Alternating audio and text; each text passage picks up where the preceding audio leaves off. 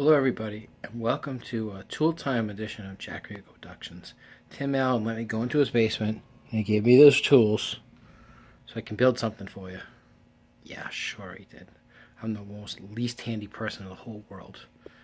Anyways, first thing I want to say is I know I put a little post on it about Travis Simeon, on how I was wrong on him. I just want to say I was unbelievably wrong. That was horrible to trash the kid and try for the traction engine and question Elway and Kubiak. I didn't know too much about him, and I expected very little, and he's pleasantly surprised me. He did very well against a very good Cincinnati defense yesterday.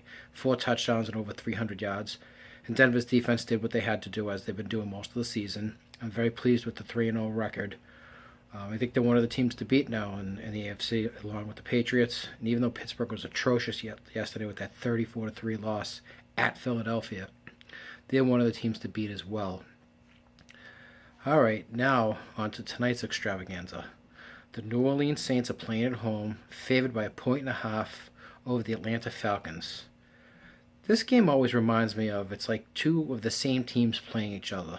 Even though the last few years the Saints have had a little bit better record, the Saints and the Falcons both playing a dome.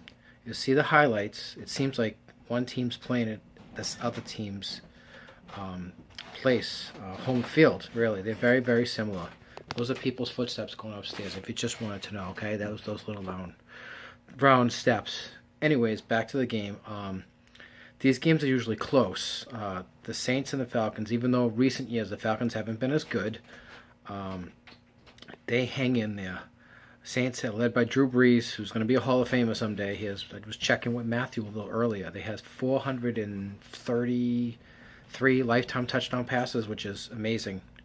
Only Favre, Manning, him, and Tom Brady in the history of the NFL have over 400 touchdown passes. He spreads the ball well. Of course, I don't remember the receivers. I always say this. I don't remember. Jimmy Graham, where is he? He plays for Seattle. That's not going to help them now. Ben Watson. Oh, he doesn't play for them either. Okay. I don't know. All I know is they're fast, and when I see them going, they're good. That tells you how much my preparation is. Good job, John. Same with the Falcons. The Falcons have Matty Ice, which I always thought was a bad nickname because ice means you win a lot of games in the clutch. He seems to choke on the ice a lot of the times, unfortunately. He was very good in college and a good start to his NFL career. He's been very inconsistent recently, although he's played pretty well this year. He does have, number 11. I can't remember his name. I'm sorry.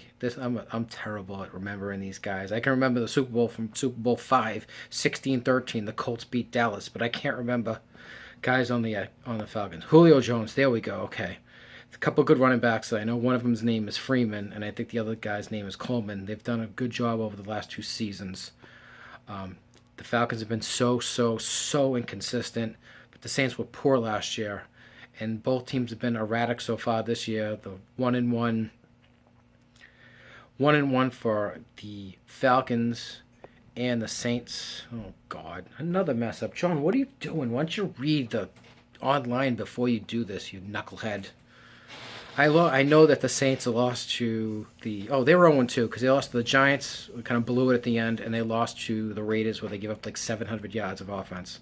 Not really, but it was over 500. All right, like I said, these teams play close games all the time, and I think just having a little bit of a chance at picking Atlanta just because they seem to win on the road here. I know they've won years where they have blocked punts and crazy things have happened in New